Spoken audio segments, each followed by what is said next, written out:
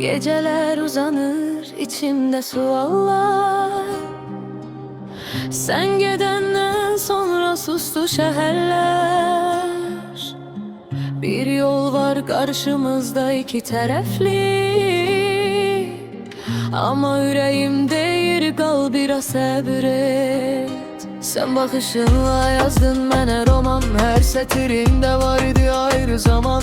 İndi susmaq ağır sözler yorgun. Ama içimde senle bir yol doğum.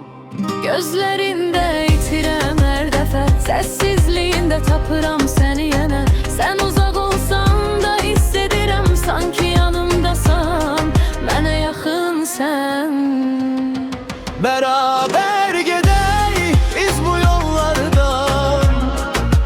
Küleyler dursa da aramızda. Sessiz sevgimiz danışsın yine. Beraber gedey yeni arzuda.